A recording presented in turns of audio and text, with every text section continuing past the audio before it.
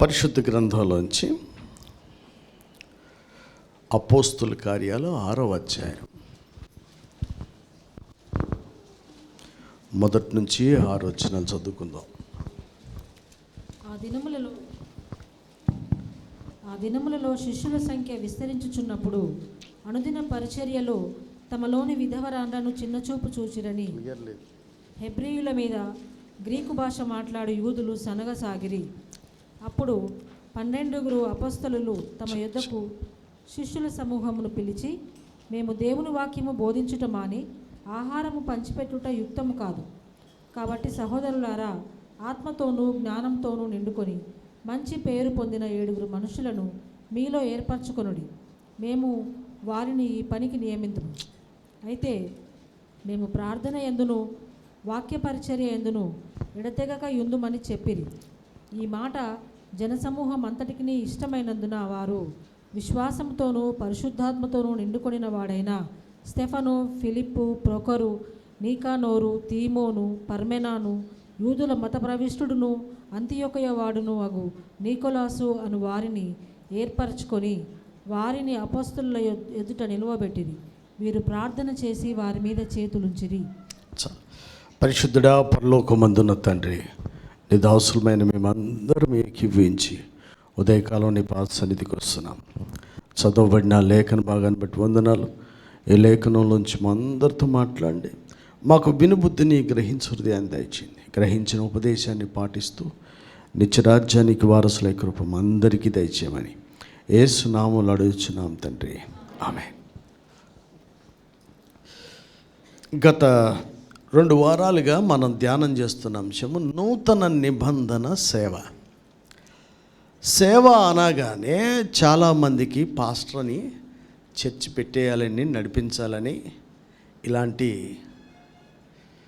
అవగాహన లేని ఆలోచనలు చాలామందికి ఉంటాయి. ఆ అవగాహన కరెక్ట్గా ఉండాలనే అందరినీ బైబిల్ చదవమని నేను ప్రోత్సహిస్తూ ఉంటాను. ఎందుకంటే బైబిల్లో లేనియే చేస్తున్న వాళ్ళని దేవుడు నేను ఎరగను అన్నాడు. ఆయన పేరట వస్తారు. కొంతమంది పంపించబడతారు, కొంతమంది సొంతంగా బయలుదేరుతారు. కొంతమంది చెప్పమన్నది చెప్తారు, కొంతమంది తోచింది చెప్తారు, కొంతమంది వద్దన్నదే చెప్పేవాళ్ళు కూడా ఉన్నారు. కనుక సేవ అనగానే మీ పిల్లల్ని దేవుని సేవకు అనగానే మీకేం గుర్తొస్తుంది? పెద్ద చర్చి, పులిపీటు, అయ్యగారు గౌను, దేవుడిని దీవించుగాక, ఇంతకు మించి ఇంకొక ఆలోచన లేదు. ఎందుకని అలా పెంచారు. భోజనం అనగానే సద్దన్నం, ఉల్లిపాయ, పచ్చిమిరపకాయ అని శ్రీకాకుళం కూడా తెలుసు. వరంగల్ వైపు పోతే భోజనం అనగానే పాయ, తలకాయ మోసం, కాళ్ళు లేనిది ఆడికి భోజనం కాదు. హైదరాబాద్ వాడికి భోజనం అంటే బిర్యానీ అంటాడు, లేకపోతే మనం పోనే పోం. రాయలసీమడు భోజనానికి రాగి ముద్దుంది అంటాడు. ఒక్కో ప్రాంతంలో ఒక్కొక్క దాని మీద ఒక అవగాహన ఆల్రెడీ ఉన్నది. కానీ ఏ ప్రాంతం వాడికైనా అవగాహన బైబిల్ మీద ఉండాలి. హల్లెలూయా. ఇది లేకే కదా. అప్పట్లో రిఫర్మేషన్ ఎందుకు వచ్చింది? బైబిల్ని చదవనివ్వకపోవటం వల్లే German monk Martin Luther 15th centuryలో ఎందుకు విప్లవం తీసుకొచ్చారు? కూర్చున్నోడు ఎవ్వడు బైబిల్ చదవడానికి లేదు. ఇప్పుడు కూడా పెద్ద సంఘాలు, తెల్లబట్టల సంఘాలు, టై సంఘాలు, మెగా చర్చిల్లో 10% కూడా బైబిల్ చదివేవాళ్ళు లేడు. సాతాను సక్సెస్కి కారణం అదొకటి. ఎవరిని బైబిల్ని, ఎందుకంటే ప్రతి విధమైన శోధన జయించుటకు లేఖనం అవసరమని యేసు ప్రభు శోధన జయించినప్పుడు చూపించాడు. ఇప్పుడు మన నిరీక్షణ అది అమ్మాయి పేరేది, రేణుకా సాక్షి చెప్పి టైటస్కి చదువుతలేదని, నిన్న రాత్రి వాళ్ళ బిడ్డతో ఫోన్ చేయించి 2 వారాలు బైబిల్ రాయలేదని ఆ విషయం ప్రస్తావించలేదు. అంటే తల్లిదండ్రుల హృదయం దేంతో నిండింది? మాంటిఫోర్డు 50,000 ఫీజు, మళ్ళీ ఆదివారం పిల్లలు చదివినప్పుడు ఒక్కొక్కటి ఫీజు ఏందో చదివేందో బయటపడాలనే కదా ఇది పెట్టింది అనిపించింది. నేను రాత్రి అంతగానం క్లాస్ బీగితే అసలు అది లెక్కలోకి రాక మా అబ్బాయికి చదువు వస్తలేదు.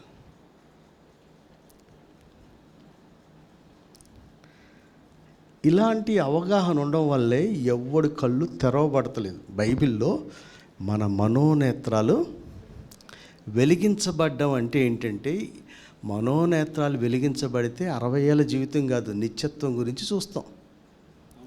అది లేనోడికి ఏమిటి ఇదే కనపడుతుంది. కామాంధుడు, ప్రేమాంధుడు, అందుడు అంటారు ఏంటి, ఆడికి లేక్ కాదు, ఆడికి అది తప్పించి ఇంకోటి కనపడదని. మిగతాయి కనపడాయి. చెడ్డవాళ్ళైన తల్లిదండ్రులారా, చదువు తప్పితే ఏం కనిపించలేదు మీకు అసలు.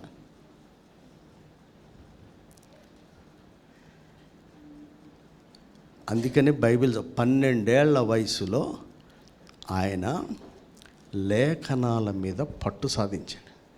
మీరు పిచ్చి పిచ్చి ఆలోచనలు పెట్టుకోకుండా బడి మాన్పించుకోనైనా దీని మీద మీరు యేసుప్రభుని నమ్మితే, బైబిల్ని నమ్మితే మన పిల్లోడికి ఏం రావాలా? లేఖనాల మీద రావాలి.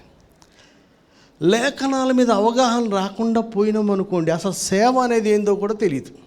సేవ అనేది క్లైమాక్స్, లాస్ట్లో ఉత్తమమైంది. అంత దానికి బేసిక్స్ అవగాహన లేకపోతే ఎట్లా? ఆ విషయాల అవగాహన కొరకే ప్రభు మనకిచ్చిన సమయంలో నెంబర్ 1 ఏంటంటే నూతన నిబంధన సేవ. అంటే మనం నేర్చుకున్నాం కదా, రోమపత్రికలో రాసింది ఆత్మానుసారమైన నవీన స్థితి గలవారమై సేవ అంటే ఎవరు? అపోస్తలు మొదలుకొని సంఘంలో చేర్చబడిన వారందరూ కూడా కొత్తదనాన్ని ఇష్టపడే వాళ్ళు ఎవరు? ముసలోళ్ళు కాదు, యూత్. కొత్తదనాన్ని ఇష్టపడే వాళ్ళు ఎవరు? ఏదన్నా లేటెస్ట్ ప్యాంటుకి రంధ్రం పెడితే మనం కూడా, ముసలోడు పెడతాడా? నాకు కూడా బెటర్ తిరుగుతాడు. అయ్యేది బెటర్ కుర్రకారే. నేను ఎయిర్పోర్ట్లో ఒక ముసల్దాన్ని చూసిన, ఇక అట్లా అనొద్దేమో కానీ ఇక అంటారా, వీల్ చైర్లో దోసుకొస్తారు. లిప్స్టిక్ ఇక్కడ ఒక రంగు పెట్టింది, కన్ను బొమ్మలు ఇట్ట పెట్టింది, కన్ను మీద ఒక రంగు వేసింది. నడక రాదు, వీల్ చైర్లో వెళ్తుంది ముసలిదే. దాన్ని ఎవడు చూసాడే? ముసలిదాన్ని. ఏంది రంగులు? మళ్ళా జుట్టుకి 3 రంగులు వేసింది. 3 రకాలుగా ఉన్నాయి రంగులు. కిందకో రంగు, మధ్యలో రంగు, నెత్తి మీదో రంగు ఉంది. ఈ ముసలిదానికి దీనికి నడకొత్తే ఎయిర్పోర్ట్ పడిపోనేమనిపించింది. ఏంది అది? అంటే కొత్తదనము అందరికీ ఇష్టమే. ముసలోడికి కూడా ఇష్టమవుతుంది, కుర్రకే కాదు ముసలోళ్ళకి కూడా ఇష్టమవుతుంది. కానీ సేవలో ఎలా ఉండాలంట? నవీన స్థితి, పాత చచ్చిపోయేది, సమస్తం నూతన సృష్టి. కానీ అక్కడ రాసింది ఆత్మానుసారమైన, నీకు కొత్తదనం ఉండాలి కానీ అది ఆత్మను అనుసరించి ఉండాలి. ఏమి అంతకు మనం సపరేట్గా ఉండాలి. ఎక్కడ లేని పద్ధతి మనకు ఉండాలి. ఒకడు అటు ఇటు కానీ పెంట లాంటి కారు కొన్నాడు, రంగు మరి ఇదేంట్రా కోడి పెంట రంగు ఉంది అని నేను అడిగిన. అన్న ఎవరికి లేనిది నాకు ఉందన్నాడు. ఈ పెంటే నీకు ఉంది, ఏముంది ఈ రంగు ఎక్కడ లేదు, ఇదేం కారు? ఆ డిజైన్ చేసినాడు ఈ పెంట మనుషులు ఉంటారని ఆడికి కూడా తెలిసినట్టుంది. ఈ కలర్ ఏంది అసలు అని నేను అడిగితే వాడు చెప్పింది ఏంటంటే నచ్చి కాదు, ఎవ్వడికి లేనిది. మనం కూడా సేవలో ఎన్ని పద్ధతులు వేసినా, లైఫ్లో ఎన్ని చేసినా మొట్టమొదటి క్వాలిటీ ఏమై ఉండాలంటే ఆత్మానుసారమైన నవీన స్థితి గలవారమై సేవ చేయుచున్నాము అని అపోస్తలుడు సంఘంతో, అంటే సంఘము దైవజనుడు అందరూ కలిసి, అందరికి కూడా ఆత్మానుసారమైన నవీన స్థితి. ప్రాచీన స్వభావం పోయింది, సిలువేసాం దాన్ని, అయిపోయింది. కానీ కొత్తది ఆడిది యూట్యూబ్దా, అమెరికాదా, ఇంకోటి దగ్గర, ఎక్కడిది కాదు ఆ కొత్తది. అది ఆత్మానుసారమైన నవీన స్థితి గలవారమే సేవ. రెండవ మాట చూస్తే సజీవయాగంగా శరీరాన్ని దేవునికి పరిశుద్ధమైనదిగా సజీవయాగంగా దేవునికి సమర్పించడం సేవ. ఇందులో అపోస్తలు లేరు, నూతనంగా చేర్చబడిన శిష్యులు లేరు, అందరూ ఉన్నారు. ఇది ఒకడికి సంబంధించింది కాదు. బేసిక్గా ఎల్కేజీలు, స్కూలు, ఏమంటారు, ఎలిమెంటరీ స్కూలు, హై స్కూలు చదివినట్టుగా నెంబర్ 1, ప్రాచీన స్వభావాన్ని పొంది నవీన స్థితి రావడం మంచిదే. అది ఆత్మానుసారమైందై సేవలోకి రావాలి, అందరూ చేయాల్సింది. రెండవదిగా అందరూ కూడా సజీవ యాగముగా శరీరాలని ఆయనకు సమర్పించుకోవటం. అంటే కొంతమంది నగలు తీసేయమంటారు, కొంతమంది భారీగా పెట్టుకోమంటారు. మీరు ఎప్పుడన్నా నగలు పెట్టుకునే వాళ్ళు నగలు ఎందుకు పెట్టుకుంటున్నారో ఆలోచించారా? తీసేసినోడు ఎందుకు తీసాడో ఆలోచించారా? ఆలోచించకపోతే ఎప్పుడైనా ఆలోచించండి. ఇది వాళ్ళకి ఇది మాకు అనొద్దు. బైబిల్ చేతిలో పెట్టుకున్నాడు ఎందుకు పెట్టుకున్నాడు, తీసినోడు ఎందుకు తీశాడు. సజీవయాగంగా ఈ దేహాన్ని. నిరీక్షణ ఒక మాట అంది, మన చర్చిలో ఇంతవరకు హోలీ స్పిరిట్ గురించి టచ్ చేయలేదని. హోలీ స్పిరిట్ గురించి రాజేమో క్లాసులు పెట్టమన్నాడు. నేను అన్న మీకు సెలవు ఉండి ఒకరోజు వస్తే ముందు అవేర్నెస్ పెట్టిన తర్వాత చూద్దామన్నా. ఎంతమంది వస్తారు? మరి రాజు అప్పటి నుంచి ఇప్పుడు ఈ వారం ఈ నెలలోనే ఇన్ని సెలవులు ఉన్నాయి సార్, స్పందించాలి. మరి నేను చెప్పిన ఒక్క సెలవు రోజున నువ్వు ఎంతమంది సమకూర్చో చేద్దామన్నా. మన ఇంట్రెస్ట్ అనేది క్రియల్లో వచ్చి కూర్చున్న రాజు మళ్ళా దాన్ని పాటించడం కూడా అంతకంటే ఎవరికి, నీకు కాదు నాకు, మనిషి అన్నవాడికే కష్టం. ఎందుకంటే శరీరం ఆత్మకు శరీరం విరోధంగానే ఉంటూనే ఉంటాయి. చేసినోడు లేదో కాదు, సప్పుడు చేయకుండా మంచివాడు కాదు, రేపాడు చేయొచ్చు. నిలబడినోడు పడిపోకుండా ఉండడం జాగ్రత్త అవసరం. కనుక సేవలో నెంబర్ 1 నవీన స్థితి, అది కూడా నీకు ఏ కొత్తదనం వస్తే చేయటం కాదు, కానీ అది ఆత్మానుసారంగా ఉందో లేదో చూడాలి. రెండవదిగా సజీవయాగంగా దేహము దేవుని ఆలయము. దేహాన్ని దేవునికి ఆలయంగా దేవుడు మలచారు. సజీవయాగంగా దేవునికి అర్పించాలి. మన అవయవాలను దుర్నీతికి కాకుండా నీతికి సాధనాలుగా వాడాలి అని బైబిల్ చెప్తుంది. ఇది కాకుండా అప్పుడే సేవ దాకా పోవద్దు. నిన్నటి వారం మమ్మీ మనకు చెప్పిన విషయం ఏంటంటే ప్రార్థన అనేది కూడా సేవ. మందిరంలో సేవ, ప్రార్థన చేసేవాళ్ళు ఎంతమంది? మన మీద ఫాస్టింగ్ ప్రేయర్ పెట్టామని చేసేవాళ్ళు ఉన్నారు. వాళ్ళు చేశారో తెలుస్తలేదు, నాకు చేయలేదు తెలుస్తలేదు. అసలు ఎవరు ఏం చేస్తారు అనేది కనీసం బేసిక్ రెస్పాన్సిబిలిటీ, కొంచెం సంస్కారం ఉన్నోళ్ళు ఇట్లా చేసినామో చేయలేదో ఏదో ఒకటి, అసలు ఏమీ లేదే అంటే గాలికి పోయే మందలాగా ఉండకూడదు. ఉపవాసాలు చేస్తున్నారా? ఉపవాసం చేస్తున్నాం అంటే మీ పైన ఉన్నోళ్ళు నాకు తెలుసు కదా అంటే నీకు తెలుసు కదా, నీ బాధ్యత ఏమైంది? యేసుప్రభు ఎవరిని పంపించినా మళ్ళీ వచ్చి చెప్పారని. రిపోర్టింగ్ అనేది నూతన నిబంధన సంఘంలో చాలా ప్రాముఖ్యమైన విషయం.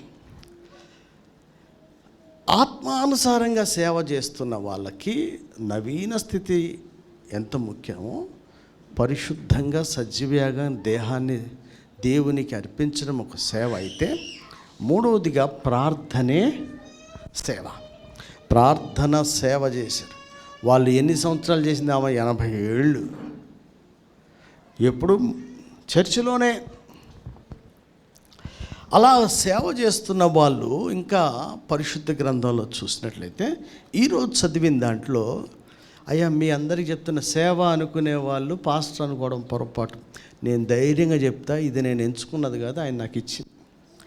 నేనే ఉపవాసాలు ఉన్నా, నేనే సేవకులను అడిగినా, పెద్దలని, దైవజనులు కొంచెం చదువుకునే అవగాహన ఉన్న, బుద్ధి జ్ఞానం లేని కంచరగాడిదలాగా నేను లేని కనుక ఆ టైంలో అయ్యా పరిచర్యలు నానా విధాలుగా ఉన్నాయి.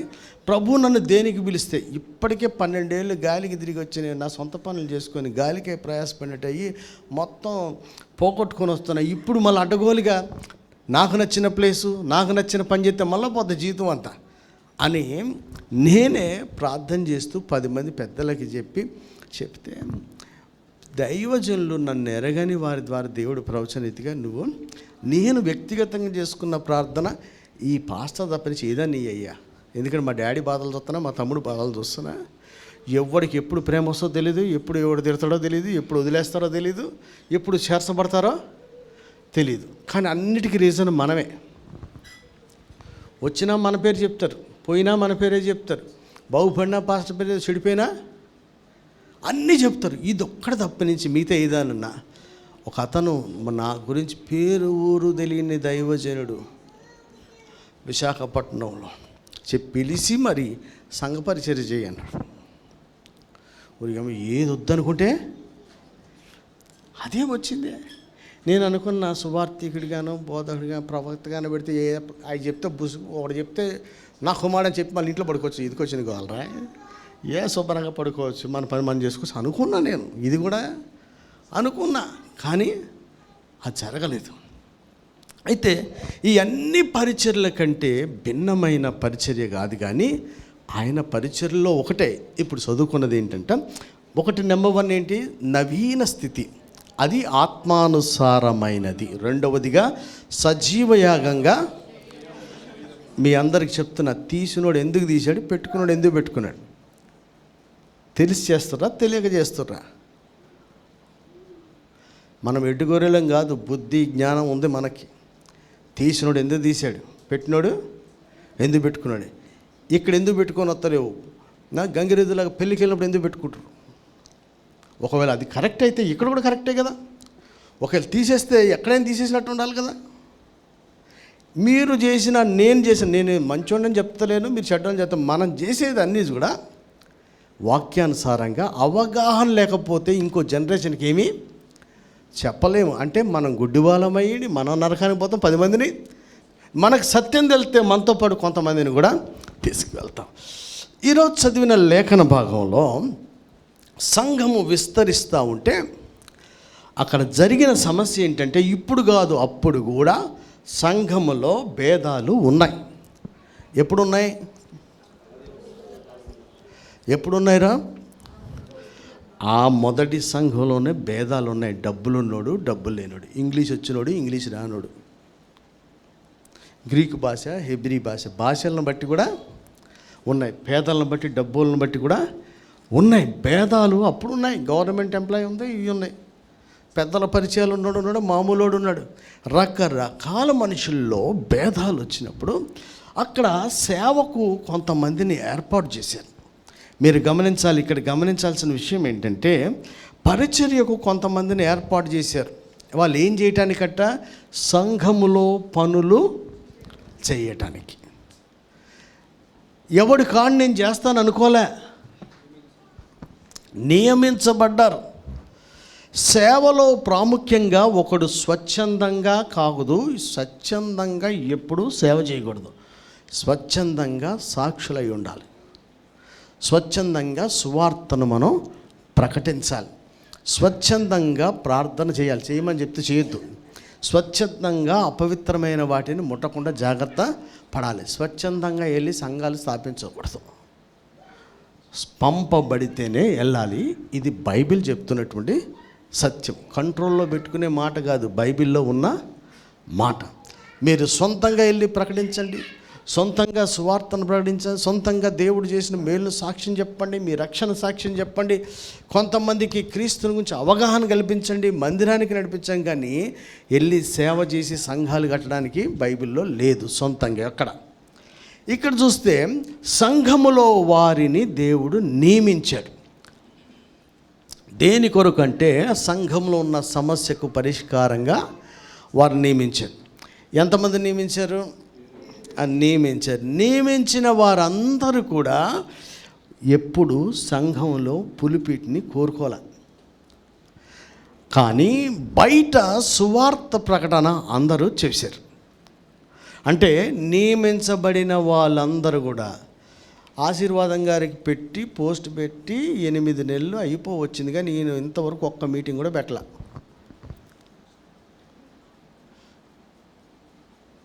సహకారి అంటే ఎవరు? సహకారి అంటే ఎవరు? వాళ్ళ భార్య. ఆమె ఏం చేస్తున్నట్టు?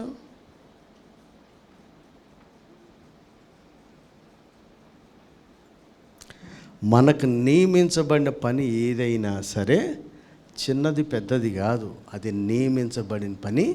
సంఘ క్షేమాభివృద్ధి కొరకు ఖచ్చితంగా అదే జరుగుంటే ప్రతి నెల ఎవరెవరు ఏం చేస్తున్నారు అని తెలిసి, సొంతంగా చెప్పేది లేదనుకోండి, కొంచెం అప్పుడైనా చెప్తారుగా. నియమించబడ్డ వాళ్ళు అప్పగించిన పనిని నమ్మకంగా చేస్తున్నారు. వాళ్ళందరికీ కూడా ఏముందంటే ఒక మంచి సాక్ష్యం, ఆత్మచేత నింపబడినవారు.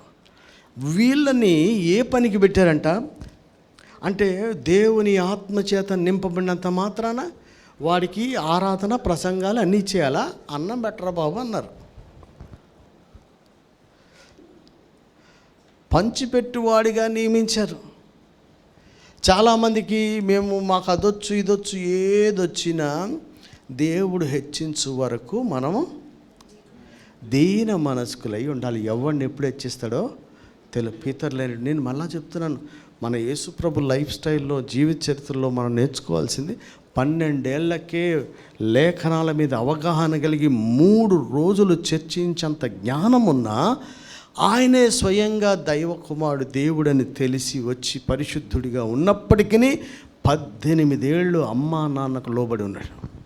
వాళ్ళ తల్లిదండ్రులు కాదు, శరీర సంబంధులు కాదు, ఆయన ఆత్మ సంబంధి దైవాంశభూతుడు. ఆయన అప్పటికి ఎందుకు లోబడి 18 ఏళ్ళు ఏం తెలుసని మరియా మార్తకి యేసుప్రభు కంటే ఎక్కువ మరియమ్మకి యోసేపుకి ఏమన్నా తెలుసా? ఏం తెలియదే. అయినా మనము ఇప్పుడు శరీరంలో ఉన్నాం కాబట్టి మనకి ముందుగా మాదిరి చూపించాడు ఆయన. నాలెడ్జ్ ఎక్కువ ఉందా తక్కువ ఉందా కాదు, వాళ్ళు పెద్దలు, మనం తక్కువ ఉండాలి, మనం లోబడి ఉండాలి. ఇది ఎంతవరకు కరెక్ట్ అని చర్చలు ఎక్కడ లేవు. 18 ఇయర్స్ చిన్నమాట కదా, 18 ఏళ్ళు లోబడి ఉన్నాడు. ఎవరికైనా 1 ఇయర్లోనే మీకు అప్పగించబడి అన్నిటినీ రిపోర్టింగ్ చేయడం, లోబడి ఉండటం ఎంత కష్టమైపోతుంటే 18 ఏళ్ళు ఉన్నాడు. నిరీక్షణ అడిగిన ఏంది నాకేం చెప్పవేంటంటే, ఏం చెప్తా అన్ని బాగానే ఉన్నాయని. ఏంది బాగుండేది? జూలైలో ఎవడు చేశాడు, ఎవడు చేయలేడు, నిన్ను పెట్టింది ఎందుకు, నువ్వు ఏమైనా చేపిస్తున్నావా, నాకేం చెప్తా, నేను మాట్లాడుతున్నాను, నువ్వు మీరు మాట్లాడు, చుట్టాలు ఇంటి భోజనాన్ని పోయిరా, నిన్ను పెట్టింది ఎవరు, నువ్వు నాకే చెప్పకపోతే ఎట్లా, మళ్ళీ నిన్ను అడగలనా? ఏం పాపాలు, పాప నువ్వేం సిగ్గుపడకు, నువ్వు ధైర్యంగా ఎప్పుడు ఇలాగే కొనసాగించు, నువ్వేం ఫీల్ కాకు. కానీ అవగాహన ఒక పని మీద, నేను చాలామంది భక్తిలో అన్నీ కూడా తోచింది ఎక్కువ అవుతున్నాయి. మీకు కాదు, నాకు, మనుషులందరూ తోచిన భక్తి చేస్తే లాస్ట్లో ఏమవుద్ది అంట, తలిపేస్తాడు. ఎవడో నాకు ప్రతి దానికి మనమే తోచింది చేసుకొని మనమే శబాష్ దేవుడి నిన్ను క్షమిస్తాడు, దేవుడు నిన్ను దీవిస్తాడు, దేవుడు నిన్ను కట్టిస్తాడు, అన్నీ నీకే అనిపిస్తాయి. కానీ ఆయన అనిపించేది ఇది మనకి వినిపించట్లా. ఈ రోజున 7గురిని ఏర్పాటు చేశారు సంఘములో నియమించిన పనికి. నేను మళ్ళా మీకు చెప్పాను కదా, ఇంతవరకు ఇన్ని పరిచర్లు అప్పగించిన ముత్తయ్య గారు లాంటి వారు ఎవరు లేడని. ఎందుకని? ఆయన గ్లాస్ ఉందా, ప్లేట్ ఉందా, రిటైర్డ్ అయిన మనిషి గిరగిర తిరిగి వెల్డింగ్ చేపించుకొచ్చాడు చిన్నదానికి. మీరందరూ బిల్డింగ్ కాగితాలు పెట్టుకొని నడిపించలేదా? ఏమై దయాకర్, మన టర్మ్ వచ్చినప్పుడు డానియల్ సార్ అట్లా ఎందుకే, మనం ఆయన్ని బట్టి సంతోషించాలి. కాగితాలు పెట్టి, పేపర్లు పెట్టి, పుస్తకాలు పెట్టి మీరంతా పడబోసారంటలా మేనేజ్ చేసుకొచ్చారు. ఆయన మేనేజ్ చేయలే, పర్ఫెక్ట్గా ఉండాలని కోరుకున్నాడు.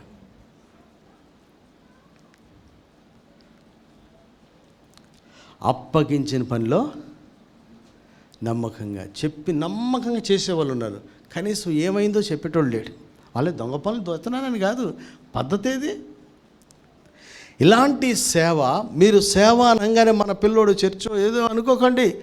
నెంబర్ 1, వాడు ఆత్మానుసారమైన అంటే ఏంటి?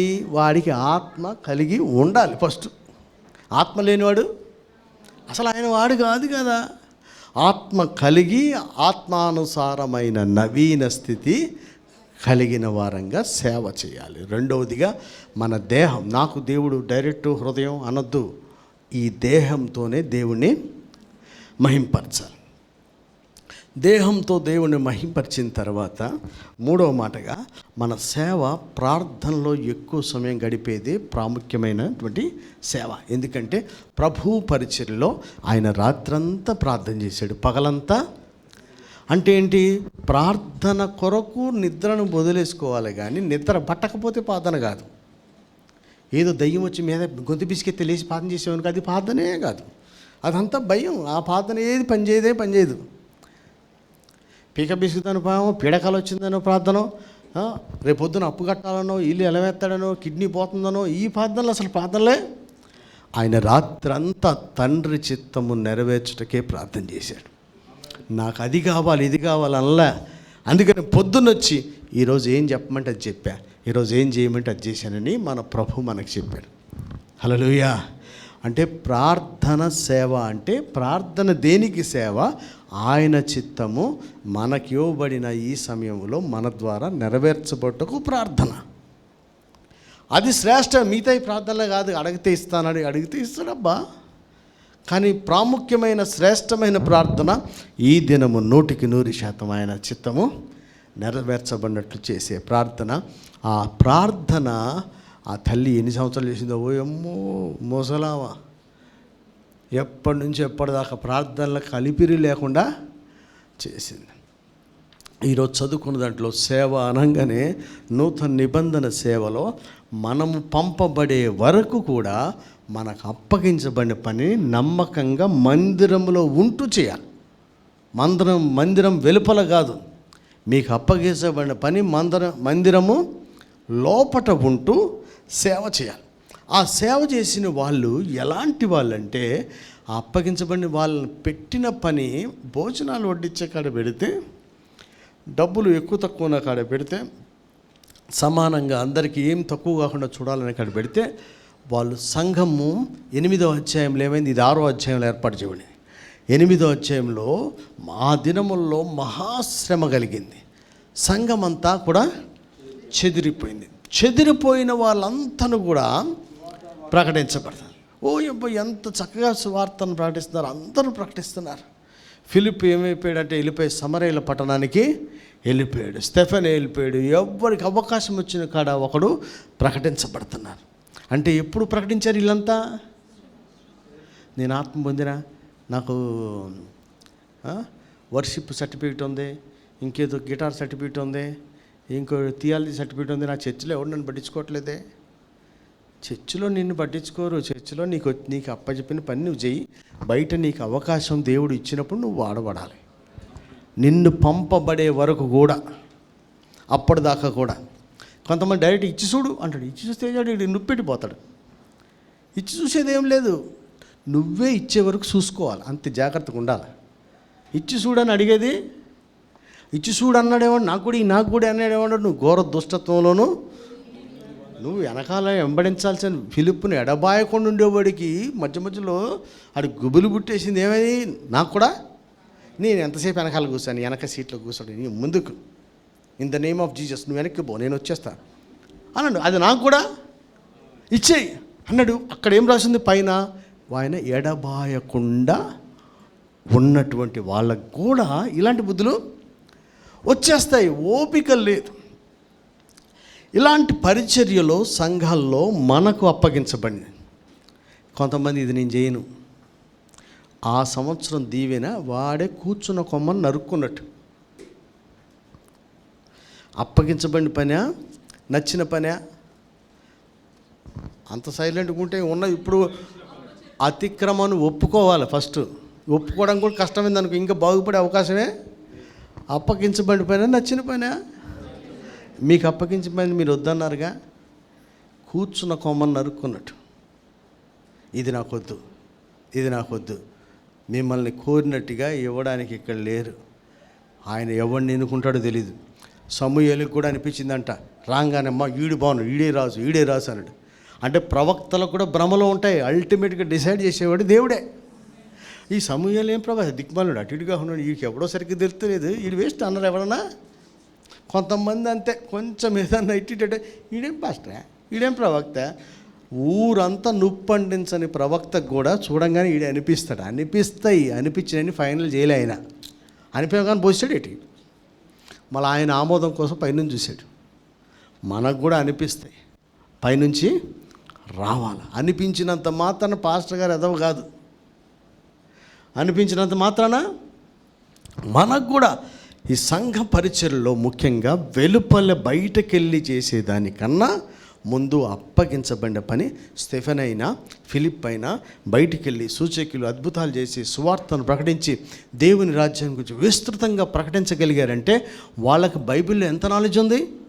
స్టెఫెన్ నిలబడితే పితడైన అబ్రహాం దగ్గర నుంచి యేసు ప్రభు వరకు అనర్గళంగా 1 అవర్లో ఆయన ఎక్సలెంట్ మెసేజ్ ఇవ్వగలిగాడు. ఆయన పోస్టింగ్ ఏంటి చెప్పండి? పోస్టింగ్ ఏంది? ఇది మా వల్ల కాదు, ఇది మా వల్ల కాదు. ఎవడి వల్ల అవుతుంది?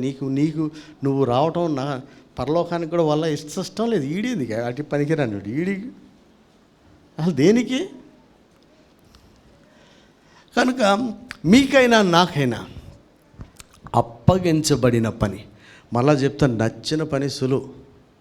పిల్లలు పెద్దలు, నాకు కూడా నచ్చిన పని ఇష్టంగా మనసు పెట్టి చేస్తాం. అప్పగించిన పని మనసు పెట్టి చేయలేము. కానీ అప్పగించబడిన పని చేస్తేనే బైబిల్లో యోహాను సువార్త 17వ అధ్యాయంలో 4వ వచనం, చేయుటకు నీవు నాకు అప్పగించిన పనిని నేను సంపూర్తి చేసి ముగించి నిన్ను మహిమ. అరే నేను మళ్ళీ చెప్తా, నచ్చిన పని ఎవడైనా చేస్తా. కొంతమంది సంఘ సేవకులు ఉన్నారు. ఏ సంఘ సేవలు? ఈ సంఘం కాదు, సమాజ సేవకులు, సంఘ సేవకులు ఉండి రోడ్డు మీద గుంటలు పుడుతున్నారు పెన్షన్ డబ్బులతో. ఆడికి నచ్చింది ఓ బిర్యానీ పొట్లం కొని మన రైల్వే స్టేషన్ చచ్చిన కొనేవాడు. ఆ రోజు ఆకలి లెక్క చస్తున్నా ఆడు బతకడం ఈయనకి ఇష్టం లేదు. ఈసారి యాక్సిడెంట్ అయ్యి కాలు ఇరుగుద్దేమని ఇటు రోడ్లే పోస్తాడు. ఎందుకని? నచ్చిన పని కోసం జీతం అంతా ఖర్చు పెడతాడు. నీకు చెప్పిన పని కోసం 100 రూపాయలు కూడా ఖర్చు పెట్టాడు. యేసు ప్రభు పరిచర్యలో మనం నేర్చుకోవాల్సింది ఏంటంటే, ప్రార్థన మన అవసరతల కొరకు కాదు, కానీ ప్రార్థన తండ్రి చిత్తం నెరవేర్చబడ్డ చేసేదే ఉత్తమమైన ప్రార్థన. పరిచర్యలో ప్రాముఖ్యమైంది మనకి ఎంత నాలెడ్జ్ ఉన్నా మన పైన ఉన్నోడికి విధేయుడు ఉండటమే అది యేసు ప్రభు మనకు ఉంచినటువంటి మాదిరి. మళ్ళీ ఎంత మీరు బైబిల్ చదవండి, 18 ఏళ్ళు 12 ఏళ్ళు అప్పుడు ఇంటికి వెళ్ళాడు. 30 ఏళ్ల వరకు ఆయన చెప్పింది చేశాడు.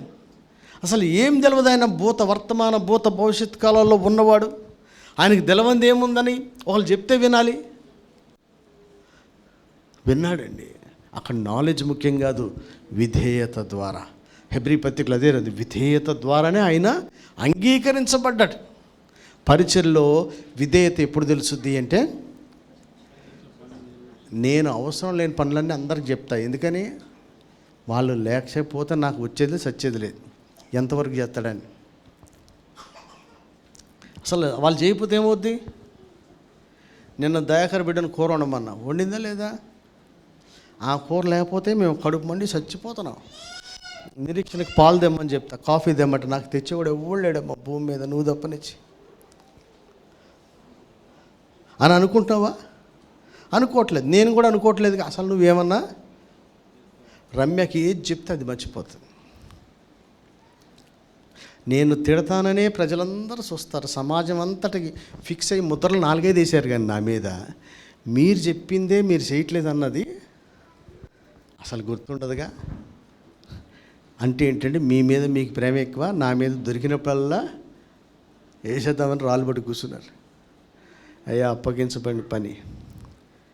నేను కూడా ఈ సేవ మళ్ళీ ధైర్యంగా చెప్తా, కుటుంబాల పరిచయం నేను ఎంచుకున్నది కదా, ఆయన ఇచ్చింది. అందుకనే ఫ్యామిలీ కాన్ఫరెన్స్కి లక్షలైనా పెడతాం.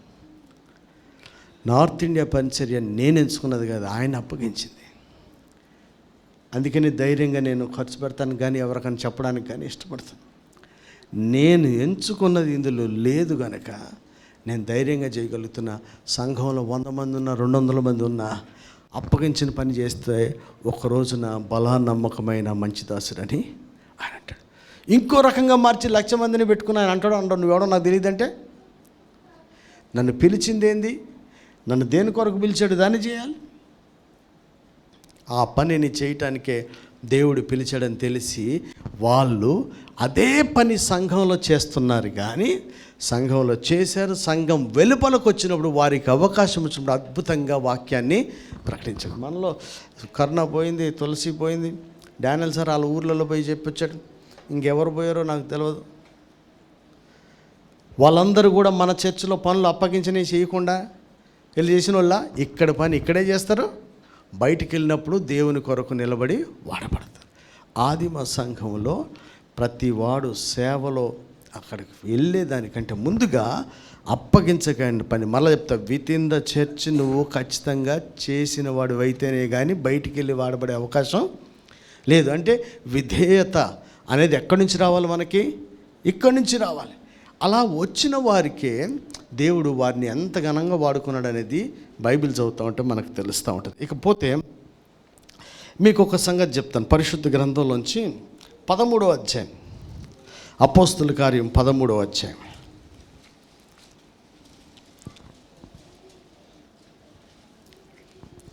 ఇది చదువుమా, వచనం చెప్పలేదా? 5వ వచనం చదువు, 4 నుంచి చదువు, లేదా 3 నుంచి చదువు, ఏదని చదువు. కాబట్టి మై బెటర్ చదువుమా. కాబట్టి వీరు పరిశుద్ధాత్మ చేత పంపబడిన వారై, కొంచెం పైన చదువు. అయితే వారు ప్రభువును సేవించుచు ఉపవాసము చేయుచుండగా పరిశుద్ధాత్మ, నేను బర్నబాను సౌలును పిలిచిన పని కొరకు వారిని నాకు ప్రత్యేకపరచుడని వారితో చెప్పాను. అంతటా వారు ఉపవాసం ఉండి ప్రార్థన చేసి వారి మీద చేతులుంచి వారిని పంపిరి. కాబట్టి వీరు పరిశుద్ధాత్మ చేత పంపబడిన వారై సెలూకయకు వచ్చి అక్కడ నుండి ఓడ ఎక్కి కుప్రకు వెళ్ళిరి. వారు సలమీలో ఉండగా యూదుల సమాజ మందిరములలో దేవుని వాక్యం ప్రచురించుచుండిరి. యోహాను వారికి ఉపచారం చేయువాడై ఉండెను. చాలండి. ఇక్కడ మీరు బైబిల్ గమనించండి. పౌలును బర్నబాను నేను ఏర్పాటు చేసిన పనికి ప్రత్యేకించమని పరిశుద్ధాత్మ చెప్పాడు.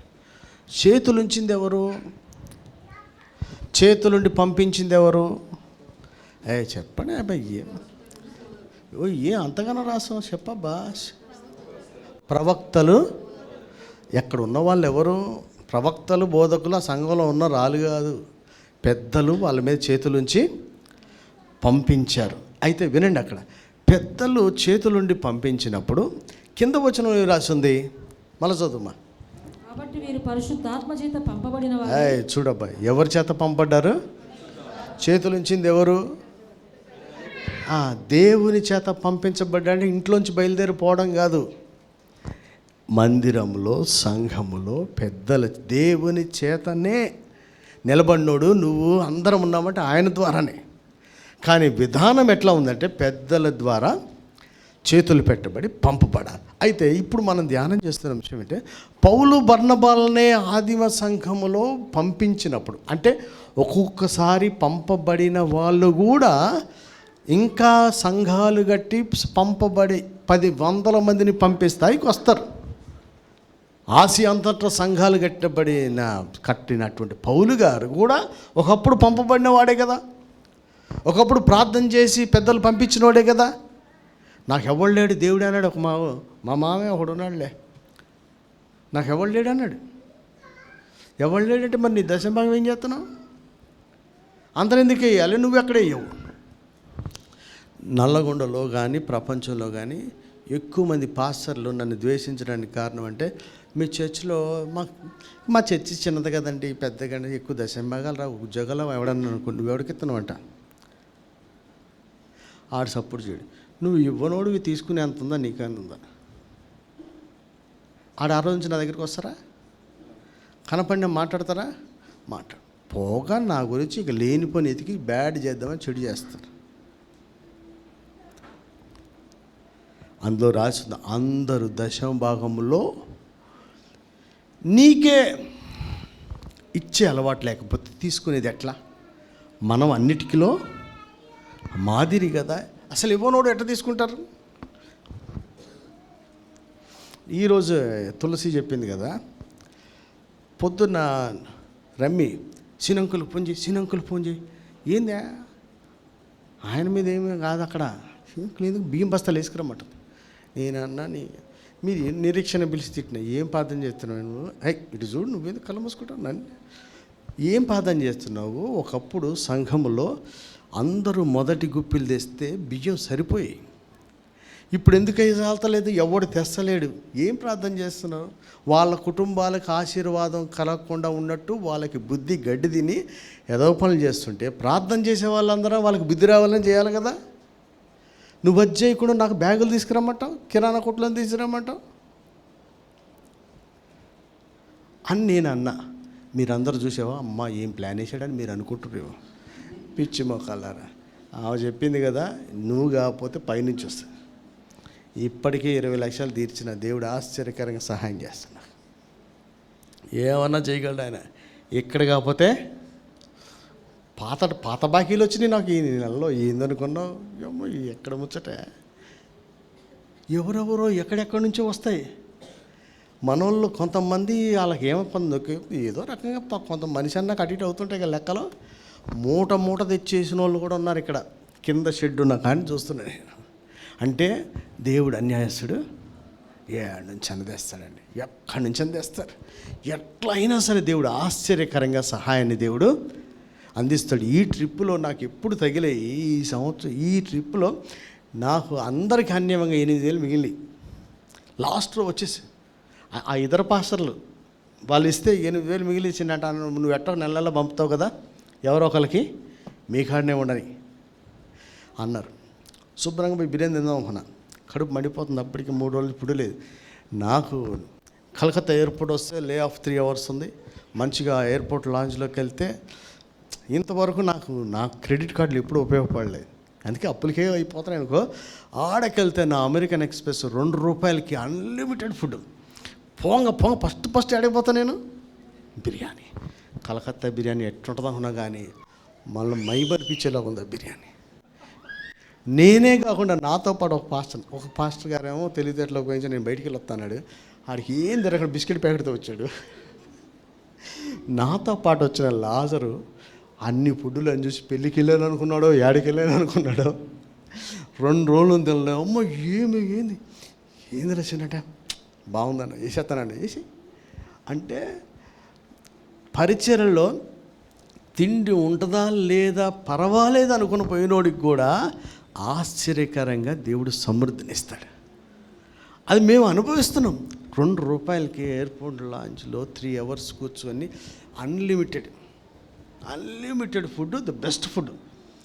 ఏదడితుంది, ఎంత అడుగుతుంది. ఎరా భరత పోదామని చూస్తున్నాడు వీడు, నన్ను ఎప్పుడు తీసుకుపోతామని చూస్తున్నాడు. అన్లిమిటెడ్ అంటే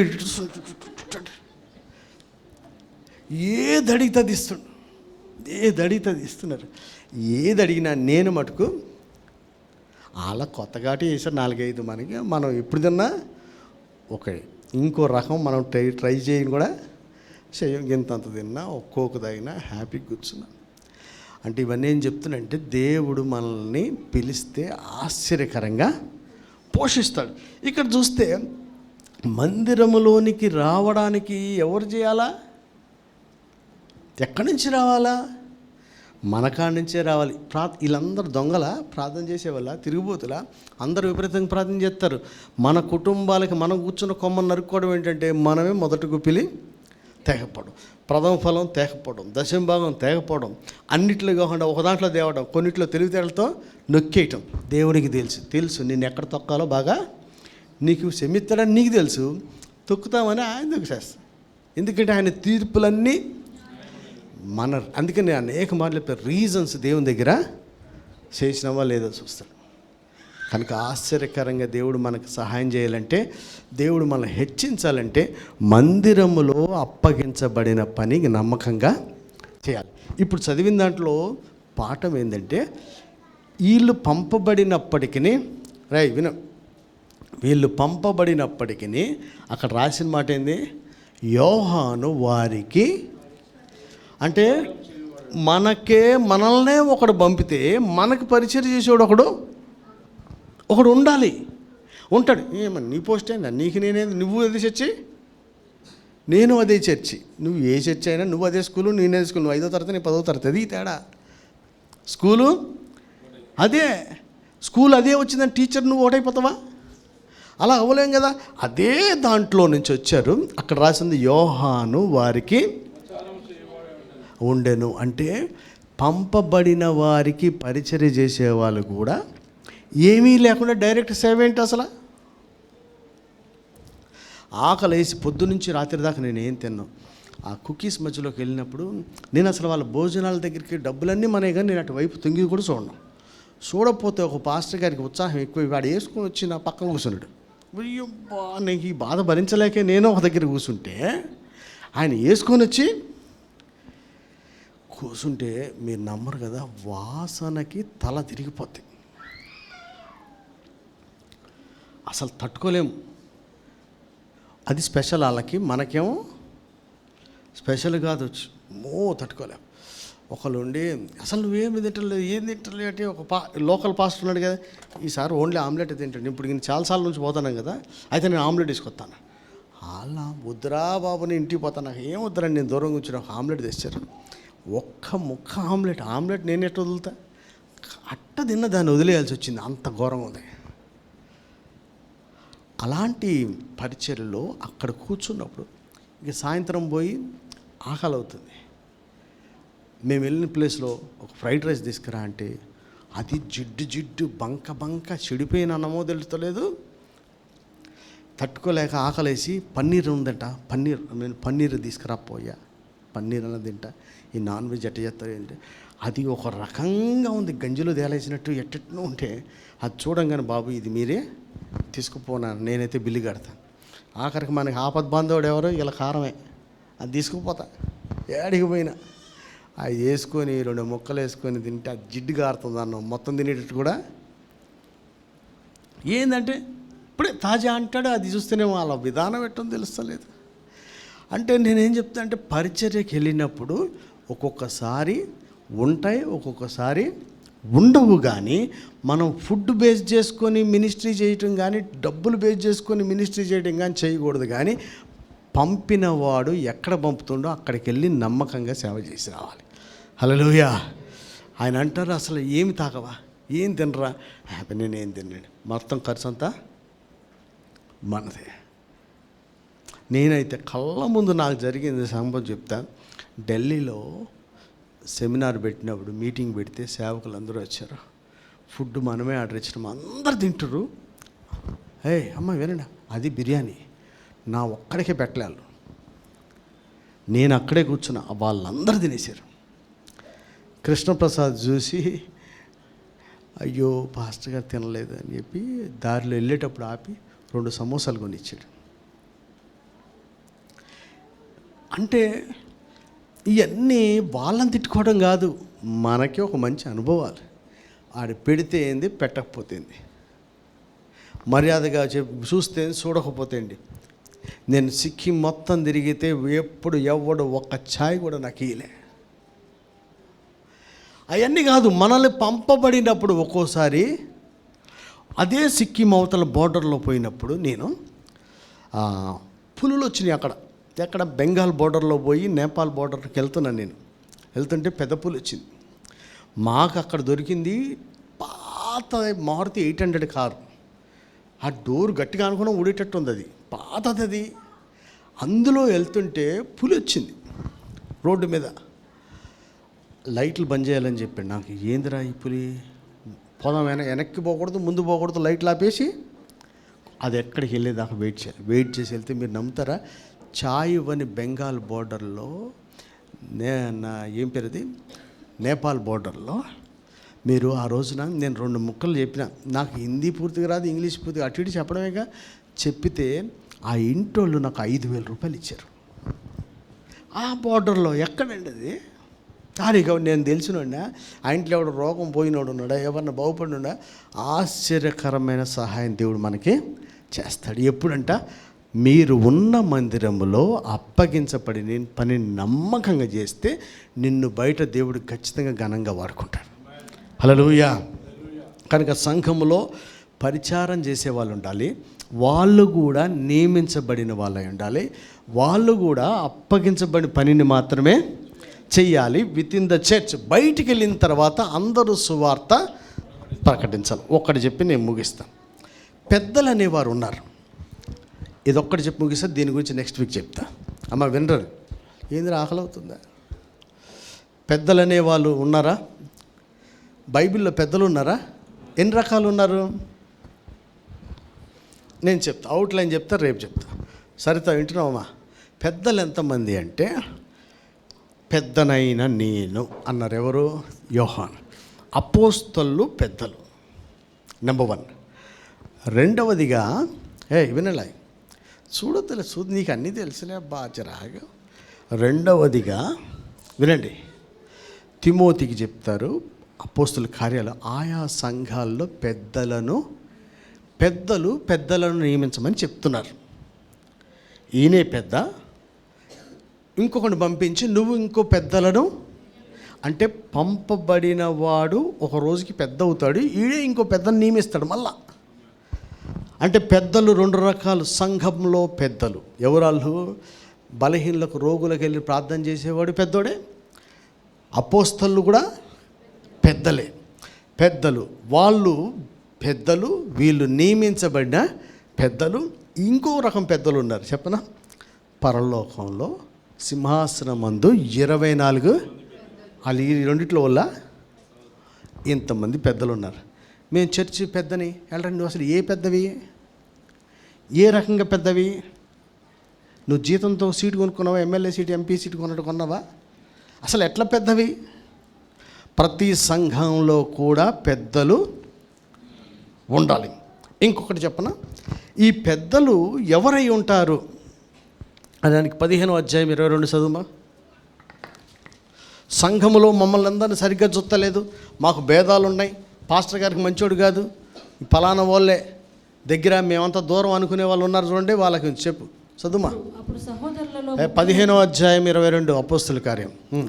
అప్పుడు సహోదరులలో ముఖ్యులైన బర్సబ్బా అను మారు పేరు గల యూదాను, సీలను తమలో ఏర్పరచుకొని, చాలు, సహోదరులలో చెప్పాలి, సహోదరులలో అన్ని ఎక్కడున్నారు వాళ్ళు?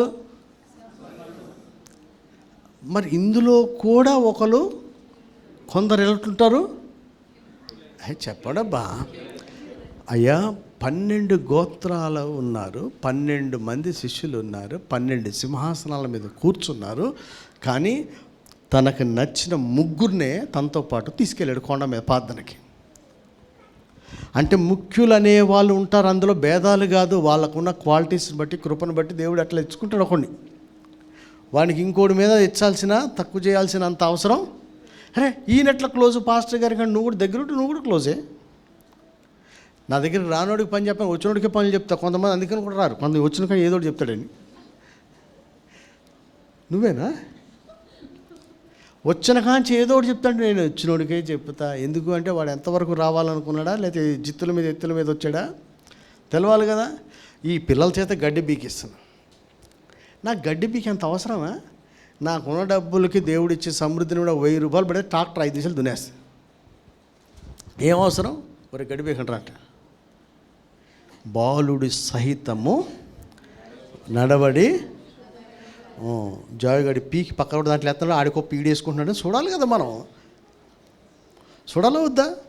ఎవడు పీకింది ఆడి పెట్టుకుంటున్నాడు, ఈడి పీకి ఈడి దాంట్లో వేస్తుండో. కొంతమంది చెత్త తీసి ఆడి దాంట్లో వేసి అడిగా బీకలేదని చెప్తారు. బాలుడు సహితం పిల్లలకి ఏంది చెప్తా అంటే, మాకు పని పాట లేక కాదు, వీళ్ళలో ఉన్న బెస్ట్ క్వాలిటీస్ ఏంటో తెలుసుకోవాలి. వాడి నడవడి శుద్ధమైందో కాదో తెలుసుకోవాలి. పని చెప్తాం, మీ అందరికి పని చెప్తాం. ఎందుకు పని చెప్తాం? అవకాశం ఉంటే పని చేస్తారు. నేను వర్కింగ్ డే రోజు పెట్టి, ఈరోజు స్పెషల్ మీటింగ్ ఉంది రండి అంటే, నాకు లీవ్ దొరకలేదు అనేవాడు ఎంతమంది? లీవ్ పెట్టుకుని వచ్చేటోళ్ళు ఎంతమంది?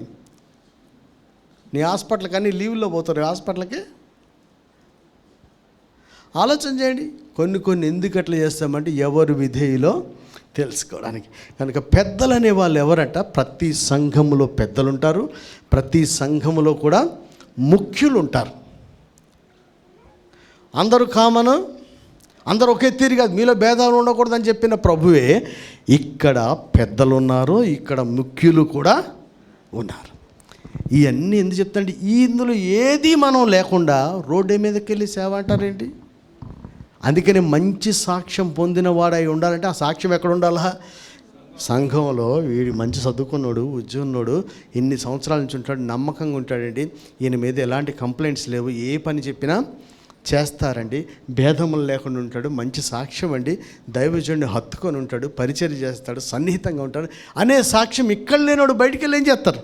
అందుకనిగా మన పితరులైనటువంటి వారు ఏసన్న గారు కానీ, మా తాతగారు కానీ, ఇప్పుడు చిలకలు కూడా డేవిడ్ రాజు గారు కానీ, ఇంకెంతెందరో పెద్ద పెద్ద దైవజనులు అందరూ కూడా వాళ్ళని దేవుడు పిలవక, వారికి వాక్యం రాక ఒకళ్ళు వెనకాల తిరగల. 12 ఏళ్లకి దేవుడు తెలవక, ఆయన పరిశుద్ధుడి కాక, జన్మలో కూడా దైవత్వం లేక కాదు కదా 18 ఏళ్ళు లోబడింది. ఇక్కడ మనల్ని ఉంచింది కూడా టార్చర్ పెట్టడానికండి కాదండి. ఒక దినాన దేవుడు ఖచ్చితంగా హెచ్చిస్తాడు. అలాంటి కృప మనందరికీ రావాలని ఇప్పుడున్న సంఘంలోనే అప్పగించిన పని నమ్మకంగా చేయాలి. మళ్ళీ చెప్తున్నా, ఒకడి మీద ఒకటి హెచ్చులు ఇచ్చుకోకండి. ఇందులో ముఖ్యులు ఉంటారు, ఇందులో సహోదరులు ఉన్నారు, సహోదరులలో ముఖ్యులు ఉన్నారు, ముఖ్యులలో పంపబడిన వాళ్ళు కూడా ఉన్నారు. పంపబడిన వారే ఒకరోజు పెద్దలు అయిపోయి మళ్ళా పెద్దలను నియమించే స్థాయికి దేవుడు వారిని హెచ్చిస్తాడు. అదంతా సంఘంలోనే ఉంటాయి. కనుక సేవలో ప్రాముఖ్యంగా నెంబర్ 1 మనం ఆత్మానుసారమైన నవీన స్థితిగల వారమై సేవ చేయాలి. రెండోది పరిశుద్ధ యాగముగా సజీవయంగా మన దేహములో దేవునికి సమర్పించే సేవలో ఉండాలి. మూడవదిగా ప్రార్థన అనే సేవలో ఉండాలి. నాలుగవదిగా పరిచర్య చేసే సేవ ఉండాలి. నీవు ఉన్న సంఘములు ఇప్పుడు చెప్పింది ఏంటంటే, ఈ 7 కూడా నియమించబడ్డ వాళ్ళు, విత్ ఇన్ ద చర్చ్లో అపాయింట్ చేయబడినటువంటి వాళ్ళు. ఈ పరిచర్యలో వాళ్ళు పాలిభాగస్తులు అయి ఉన్నారు. పరిచర్య చేస్తూ బయటికి వెళ్ళి దేవుడు అప్పగించిన పని చేస్తూ పరిచయ సువార్తను పడించారు, సూచక్రియలు చేశారు, అద్భుతాలు చేశారు, ఎన్నెన్నో చేశారు. కానీ వాళ్ళు బేసిక్గా వాళ్ళ పోస్ట్ ఏంది? చర్చిలో పరిచారం చేయడానికి దేవుడు వారిని ఏర్పాటు చేశారు. దైవజనుల ద్వారా వారు నియమించబడినటువంటి వారు. కనుక మనం ఇందులో ఎక్కడా లేకుండా డైరెక్ట్గా వస్తున్నారు. అందుకని పిల్లల్ని ఎప్పుడైనా సరే ఒక దగ్గర పరిచర్యకు పెట్టాలి. డైరెక్ట్ సేవ అనేది బైబిల్లో ఎక్కడా లేదు. ఎందుకని ఉండకూడదు? నా ద్వారా విన్నా, నా ద్వారా నేర్చుకున్నా అని పౌలు గారు తిమోతికి చెప్పాడంటే ఏంటి? మొత్తం బైబిలే కాదు, మన ద్వారా కూడా వినాలి, మన ద్వారా కూడా నేర్చుకోవాలి. సంఘాలకి దేవుడే చెప్పింది కాదు, నేను నీకు ఆజ్ఞాపించినవన్నీ నువ్వు చేయాలన్నారు. అంటే దేవుడే కాకుండా దైవజనుడు ఇవంతా ప్రాక్టీస్ ఎక్కడ రావాలి?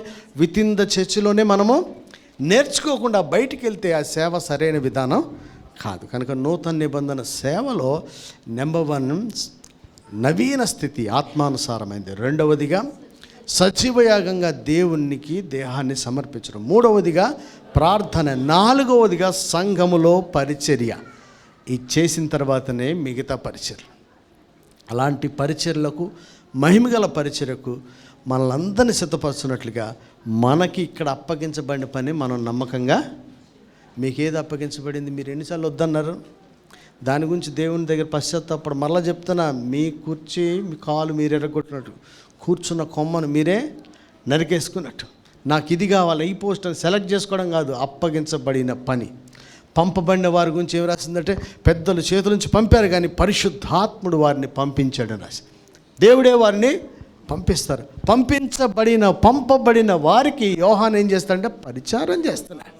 ఇలాంటి వారు సంఘాల్లో లేకుండా డైరెక్ట్ మినిస్ట్రీ అనేది బైబిల్కి వ్యతిరేకమైంది. ఎందుకంటే మిమ్మల్ని మనుషుల్ని పట్టు జాలాలు చేస్తానన్నా 3.5 సంవత్సరాలు ఎవడు పరిచర్య ఏం చేయాలి? ఆయన వెళ్ళే వరకు ఆయన వెంబడించడమే పరిచర్య. అలాంటి పరిచర్యలో మనం ఉండి దేవుని చేత రానున్న దినాల్లో బహుగా అప్పగించబడి పని నమ్మకంగా చేస్తూ మనమే దీవించబడ్డం కదా, వేల మందిని ఆయన సన్నిధికి నడిపించే కృప దేవుడు మనకు అందరికీ దయచేయాలని నేను కోరుకుంటూ మాటలు ముగిస్తున్నా. దేవుడి మాటలు దీవించుగాక. ఆమె ప్రార్థన.